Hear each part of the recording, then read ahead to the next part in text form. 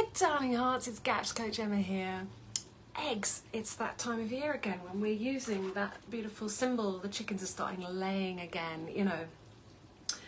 What came first, the chicken or the egg? You know, and what's egg got to do with it? What's egg but a chicken ovulation? What's egg got to do with it?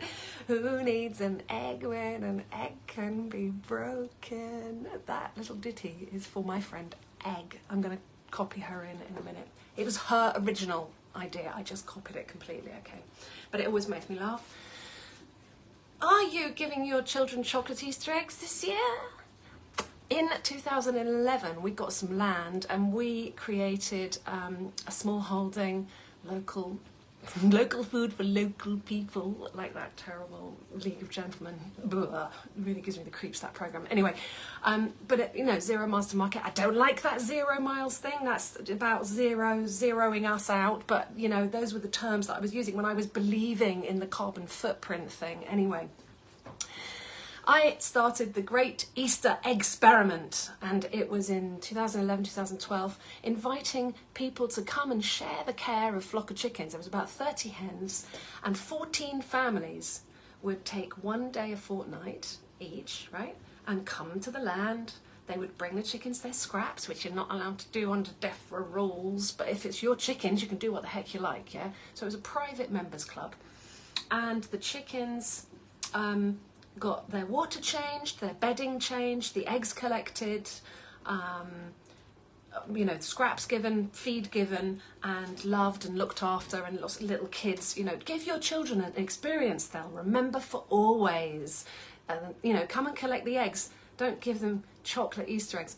Anyway, I have made some kind of little chocolate Easter eggs, but they're made of date paste. Date paste being, cook up your dates, let them go all mushy in the water, put an equal amount of coconut oil in there, and then make little egg shapes and roll them in, what have you got, raw cacao? Whatever. You know, least worst options. It's powerful medicine, chocolate. You have to watch out how you're just chucking chocolate about, especially with kids. You just end up with whiny, you know, miserable little brats. If you give them chocolate all day long. Sorry, but it's true.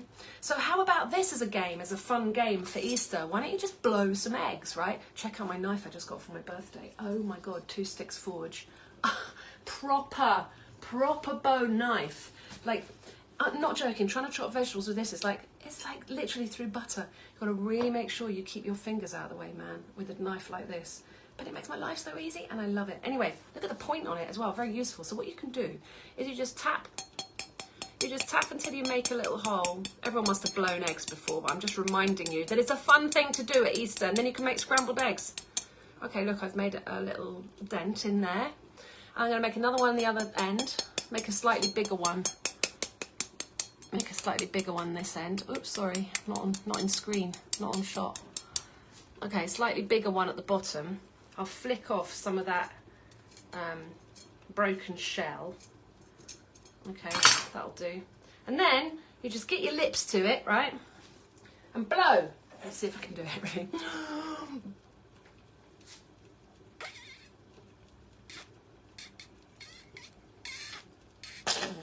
Ta-da! Right, then when you've got your egg blown,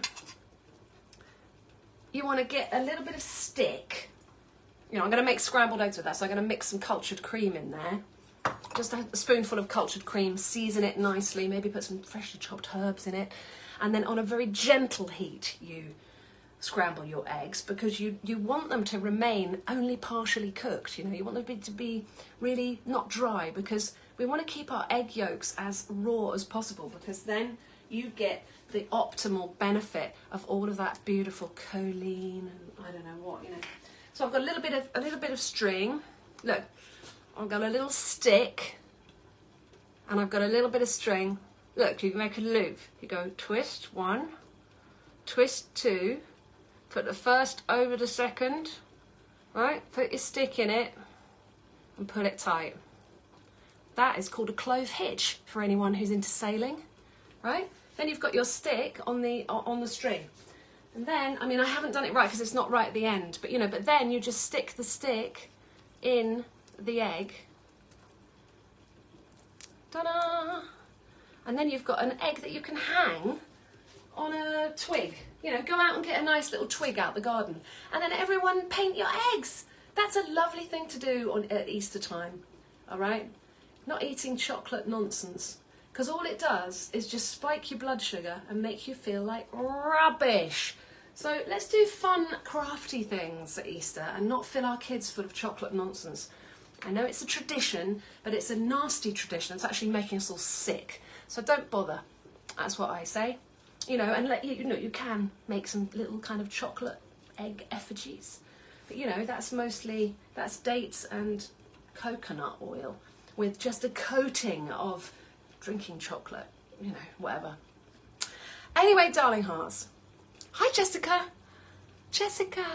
Oh, I've just made a venison stew and it just smells divine. I do my cooking in the morning when I'm still in my pyjamas, and then it's like you don't have to think about it for the rest of the day. There's usually always a soup on and a stew, and the kids just, and I've got a big, look, there's a new cake here as well.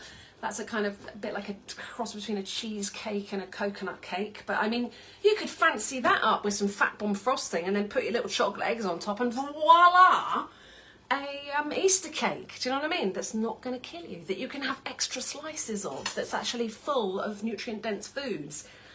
Eggs, cream, butter, a bit of coconut flour, milk kefir, you know? Anyway, darling hearts, see me at timelesscookery.com if you want to start changing your, you know, yearly festivals into something that actually nourishes you and feeds you and makes you feel better, gives you rosy cheeks and keeps your kids happy. You know, because when they're eating, I've got a lovely friend, right? She's on Instagram called not Wise Traditions, that's Weston A. Price Foundation. Nourishing Plot, no, that's Becky Plotner. Oh my God, what's her name? Oh, it slipped my mind. But she's been feeding her baby nothing but nutrient-dense foods, gelatinous meats, stock, fat, egg yolks, ever since he was born, ever since he's weaned, right? Ever since he was weaned off the breast milk, that's what he's been having. The other day she gave him a strawberry, right? It's his first strawberry, he's about 8 months old. He had a runny nose and he was whiny all day from that one strawberry. Can you believe it? I can. You know, special treats like these, you know, we can prepare them special, you know, we can cook the fruits into a coulis or make a jam, you know, with the right kind of sweeteners that aren't going to kill us. And, you know, it's just fascinating. Anyway, hi Jodie. Hi Paul. Hey, me and Paul, we're doing a on the 2nd and 3rd and 4th of June, we're doing a come and hang out. Is it Nebworth? No, where is it, Paul? Tell me where it is. We're going to do like a little gathering, a little weekend gathering to talk about really important issues. Love to see you there. Anyway, darling hearts, see me at timelesscookery.com, join the club, and have a beautiful Easter weekend, relaxing in the sunshine. It's beautiful down here on the south coast of England. Hope you have a lovely day. Yes, it is. It's at Nebworth. I got it right.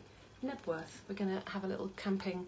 Let's talk about serious, fun stuff, out there stuff that doesn't usually get talked about, which we all need to talk about. We need to get together, have a dance, have a jam around a fire and have a laugh. We've got to start doing some laughing, people. Laughing in the face of adversity. I remember that little song. What's love got to do with it? Love's got everything to do with it, but that, you know, what's egg got to do with it? But what's egg but a chicken ovulation? That should make you smile. Lots of love to you. Have a beautiful weekend. Bye.